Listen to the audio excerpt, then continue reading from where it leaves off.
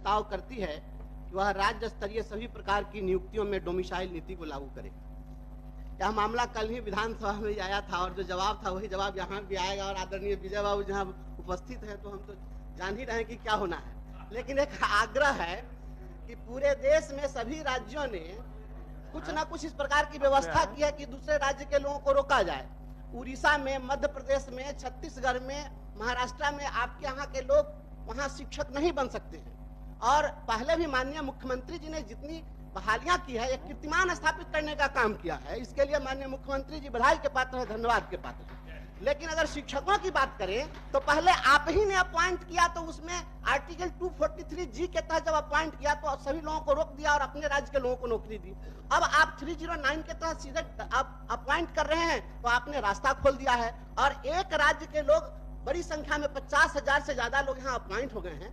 महोदय, यह सुशासन की सरकार है, इतनी उदार है, मंत्री जी को बोलने बेटा बेकार है और बाहरी को रोजगार है। बिहार के युवाओं को डोमिसाइल की दरकार है, इसीलिए अनुरोध है कि आप डोमिसाइल नीति लागू करिए।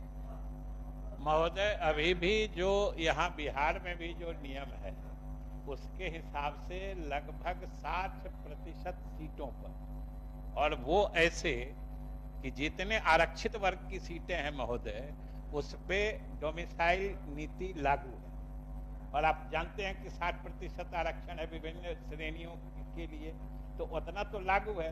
बाकी आपने मुख्यमंत्री जी को धन्यवाद दिया है, इसलिए आपने जिन प्रदेशों की चर्चा की है जहां जहां नीतियां लागू है उनके कागजात लेके आइएगा, हम लोग देखेंगे, विचार करेंगे। अभी अपना प्रस्ताव वापस।